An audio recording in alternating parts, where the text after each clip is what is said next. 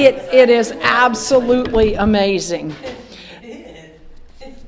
So, impossibles, that's what we've been studying for the past several weeks, are one-way streets.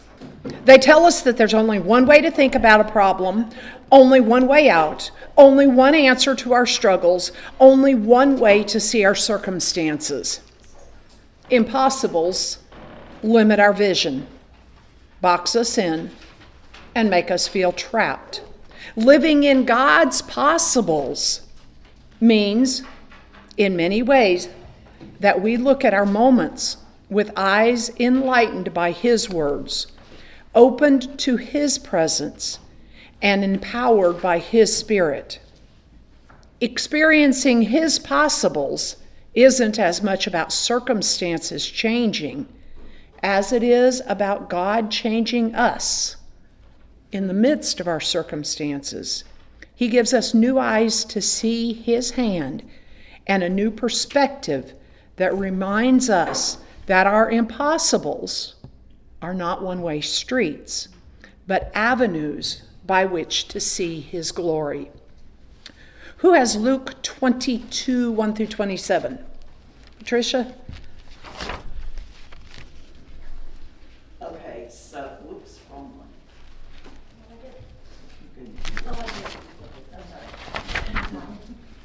Now the feast of the unleavened bread drew near, which is called the Passover.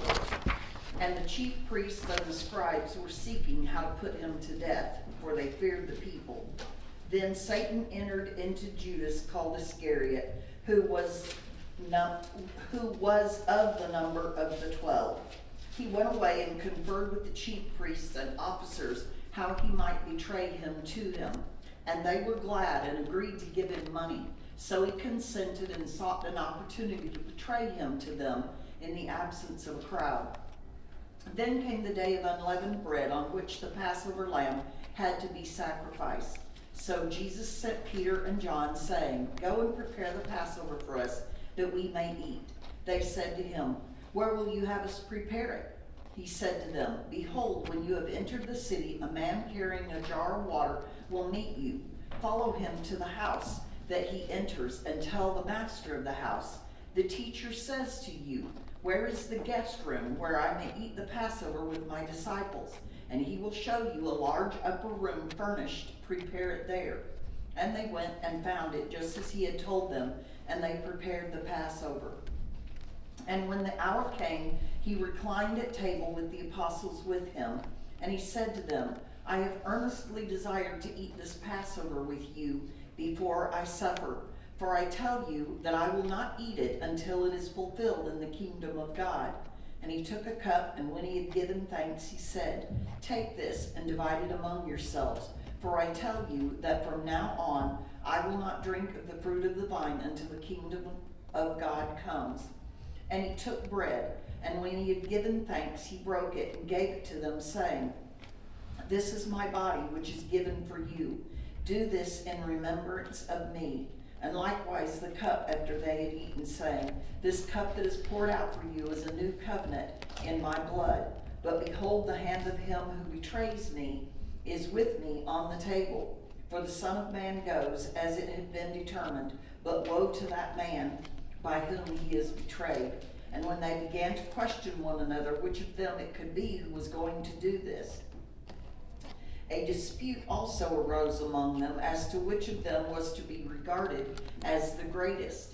And he said to them, 'The kings of the Gentiles exercise lordship over them, and those in authority over them, they're called benefactors.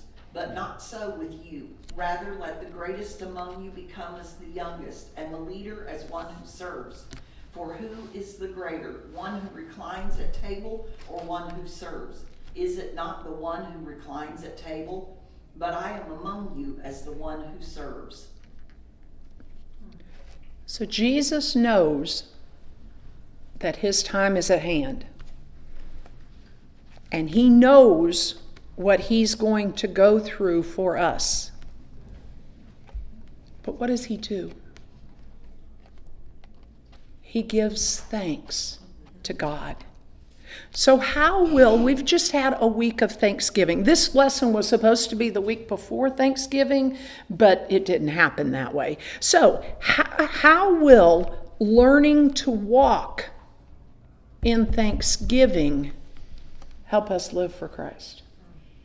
Live with a new perspective. That's a question. If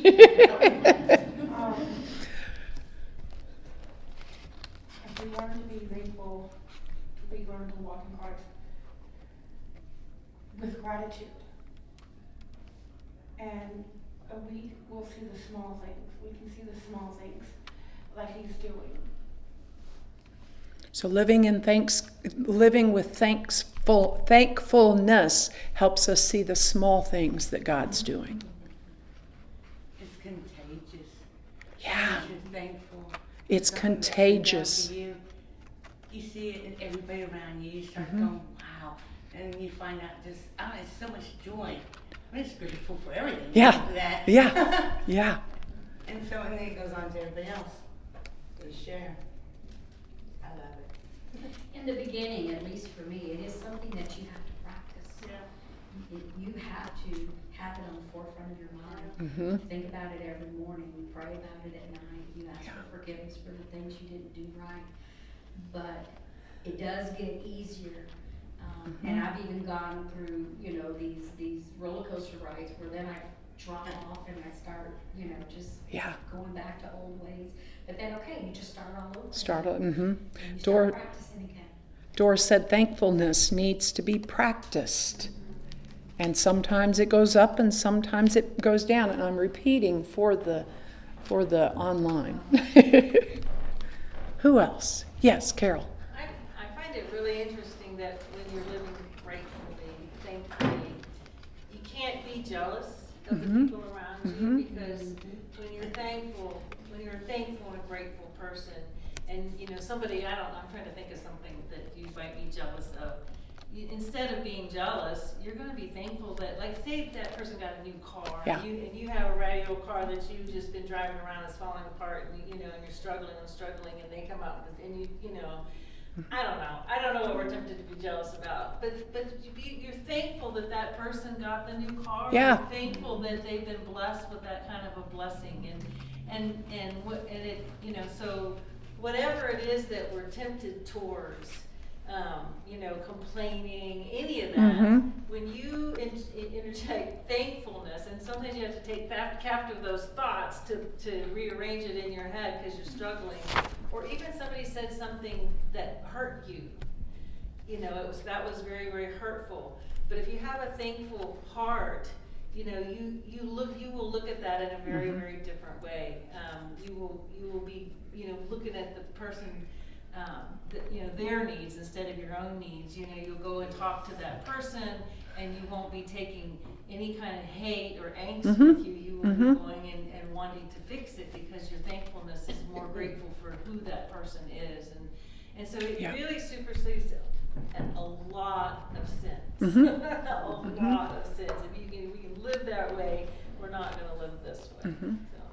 Carol, just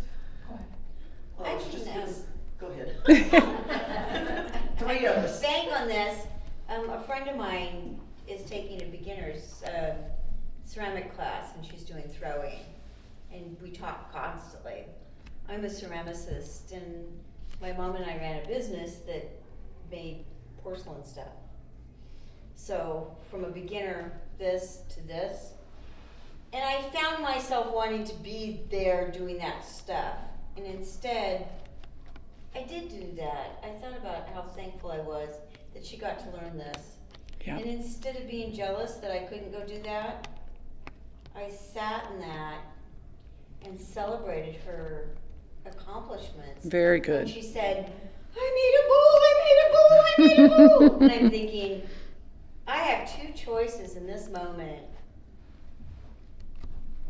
I can blow her bubble, or I can celebrate with her. Yep. And she does not know God. Yep. She does not walk with God, and she's okay with it. And so, me as a Christian, how do I show her Christ? Yeah. Just Right? your and so example. Exactly like Carol said, Yeah. Yep. Celebrate with them. I could not be jealous that she's got the class and I don't. But All right. I sure can celebrate with her. Yes. Luke 22:39 through 53. That's me. Yep. Coming out, he went to the Mount of Olives, as he was accustomed, and his disciples also followed him. When he came to the place, he said to them, "Pray that you may not enter into temptation." And he was withdrawn from them about a stone's throw, and he knelt down and prayed, saying, "Father, if it is your will, take this cup away from me. Nevertheless, not my will, but yours be done."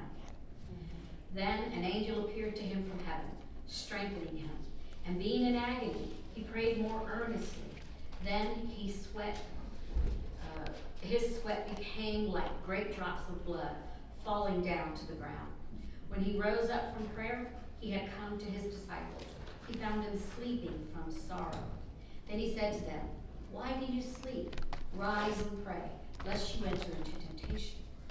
And while he was still speaking, behold, a multitude, and he who was called Judas, one of the 12, went before them and drew near to Jesus to kiss him. But Jesus said to him, "Judas, are you betraying the Son of Man with a kiss?" When those around him saw what was going to happen, they said to him, "Lord, shall we strike with the sword?" And one of them struck the servant of the high priest and cut off his right ear. But Jesus answered and said, "Permit even this." And he touched his ear and healed him. Then Jesus said to the chief priests, captains of the temple, and the elders who had come to him, "Have you come out as against a robber with swords and clubs? When I was with you daily in the temple, you did not try to seize me. But this is your hour and the power of darkness." In this, Jesus tells us how to confront bad things. He gives us 3 steps. The first one is talk to God. And he spends a lot of time here talking to God. Prayer is the avenue into surrender's deep peace. Jesus deliberately spends time talking to his Father, pouring out his heart, asking for relief, and bowing to his will in surrender. The next thing we see is Jesus stayed with his friends. Jesus went with friends. Knowing what was going to happen, he took his friends with him. He didn't go into the garden alone. He walked there with his friends.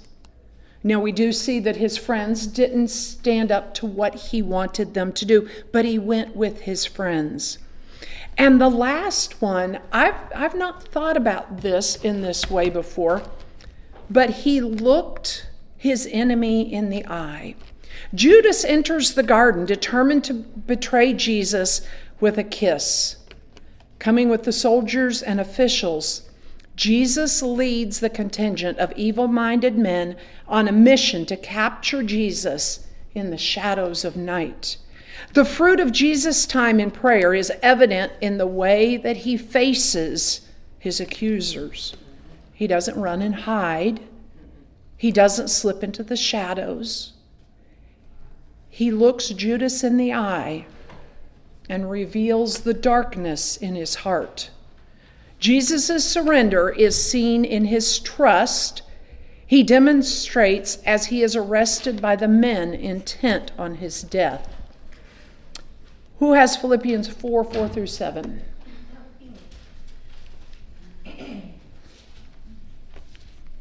Rejoice in the Lord always. Again, I will say, rejoice.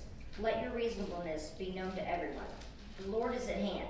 Do not be anxious about anything, but in everything by prayer and supplication with thanksgiving. Let your requests be made known to God. And the peace of God, which surpasses all understanding, will guard your hearts and your minds in Christ Jesus. So what does Jesus tell us to do here? Or Paul, I guess, is writing here. What are we told? Rejoice always. What else? He repeats it Mm-hmm. again. Again. Say it Yes. again. Uh-huh. It doesn't matter the circumstance. Yeah, yeah. So Jesus through Paul tells us what we need to do to be close to God, to see his possibles. Luke 22:54 through 62. Having arrested him, they led him away and brought him to the house of the high priest. But Peter was following at a distance. After they had kindled the fire in the middle of the courtyard and had sat down together, Peter was sitting among them. And a servant girl, seeing him as he sat in the firelight and looking intently at him, said, "This man was with him too." But he denied it, saying, "Woman, I do not know him." A little later, another saw him and said, "You are one of them too." But Peter said, "Man, I am not." After about an hour had passed, another man began to insist, saying, "Certainly, this man also was with him, for he is a Galilean too." But Peter said, "Man, I do not know what you are talking about." Immediately, while he was still speaking, a rooster crowed. The Lord turned and looked at Peter, and Peter remembered the word of the Lord, how he had told him, "Before a rooster crows today, you will deny him 3 times." And he went out and wept bitterly. So oftentimes we criticize Peter for denying Christ. But how do we deny Christ? Every day we stand in Peter's shoes. Every day holds moments in which we are challenged to either acknowledge or deny our relationship with Jesus. Our answers find their voice in our words, our actions, and our motives. Daily, we make decisions, choices that declare or deny connections to Jesus. We stand among the people in our circles of neighbors, co-workers, friends, and family, demonstrating by our speech and behavior who is the focus of our hearts. The other day, Brent and I went to the car wash, and we bought one of those little monthly stickers, that you put in and you pay every month, and you go in and get your car washed. Well, normally, the worker peels off the little back and sticks it on your windshield for you, right? So that you can't move it from car to car. Well, he just handed it to us. And my first thought was, wow, I can use this in my truck too. And I can loan it to somebody. And then I got to thinking, really? Really? Is that honoring Christ? Yeah, I could do that and nobody would ever know. But my conscience would be violated. Like Robert said, think about receiving too much change at the grocery store, not being charged for something you purchased. What about when you turn your television set on? Or your computer. When you're cut off in traffic. Hearing the latest gossip, choosing a movie at the theater, taking care of your body,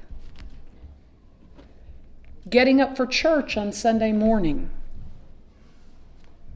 picking out a new outfit. Are you honoring God in everything you do? Every time we choose our own way, we deny Jesus in a small way. Each time we surrender to His will, we acknowledge His claim on our lives. Consistently choosing Jesus is what opens the door for the possible transformation that God longs to work in our heart.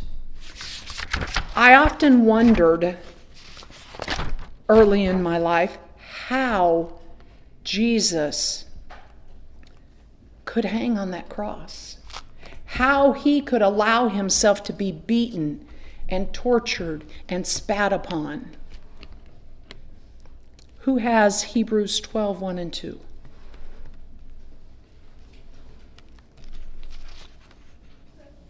Therefore, since we are surrounded by so great a cloud of witnesses, let us also lay aside every weight and sin which clings so closely, and let us run with endurance the race that is set before us, looking to Jesus, the founder and perfecter of our faith, who, for the joy that was set before him, endured the cross, despising the shame, and is seated at the right hand of the throne of God.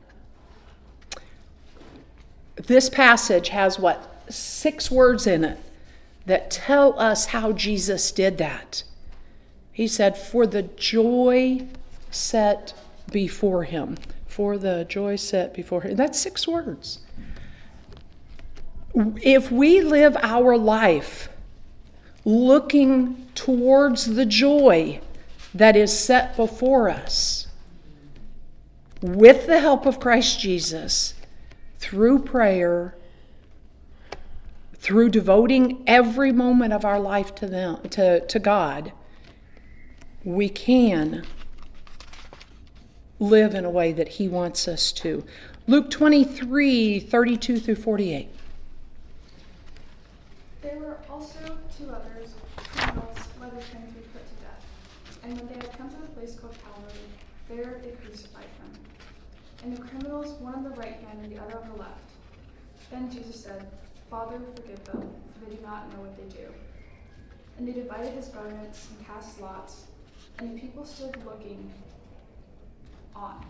But even the rulers with them sneered, saying, He saved others, let him save himself, if he is the Christ, the chosen God. The soldiers also mocked him, coming and offering him sour wine, and saying, If you are the king of the Jews, save yourself. And an inscription also is written over him in letters of Greek, Latin, and Hebrew. This is the King of the Jews. Then one of the criminals who were hanged blasphemed him, saying, If you are the Christ, save yourself and us. But the others answered and rebuked him, saying, Do you not even fear God, seeing you are under the same condemnation? And indeed justly, for we receive the due reward of our deeds. But this man has done nothing wrong. Then he said to Jesus, Lord, remember me when you come into your kingdom. And Jesus said to him, Assuredly I say to you, today you will be with me in paradise. Now it was about the 6th hour, and there was darkness all over the earth until the 9th hour.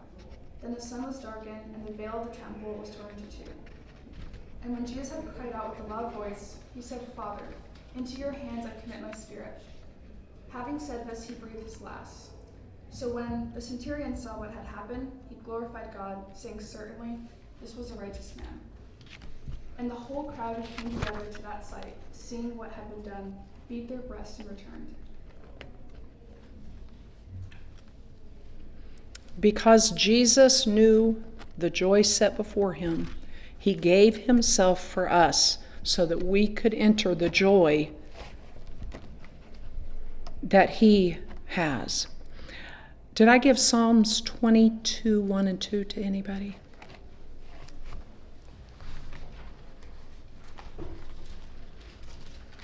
Whoever gets there first. Psalm 22, 1 and 2.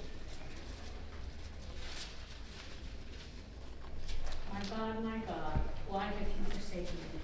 Why are you so far from helping me? And from the words of my groaning, oh my God, I cry in the daytime, but you do not hear, and in the night season, and I am not silent. And this was written by David, right? Yeah. Yep. Have you ever felt forsaken by God? How does it help you face your impossibles to know that Jesus cried out these same words? David experienced the feeling of being forsaken by God. Psalm 30, 11 and 12. I didn't give that to anybody either.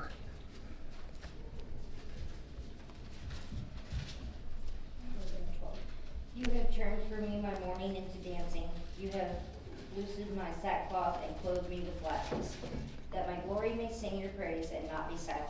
O Lord my God, I will give thanks to you forever. Think about a time when you thought that God had forsaken you and it turned into something good. You know, when Brent and I moved up to the village, we took a four-wheeler. And after we got up there, it quit working.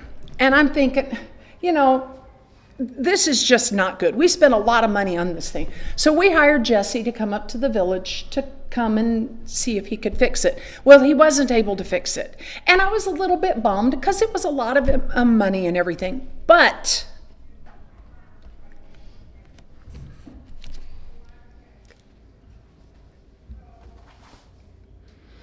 that started her journey to Christ.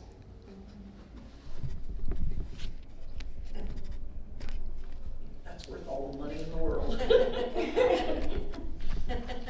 Yeah, because she probably wouldn't be here had we not brought him up here 4 years ago. I love you. Okay, Psalm 57:1.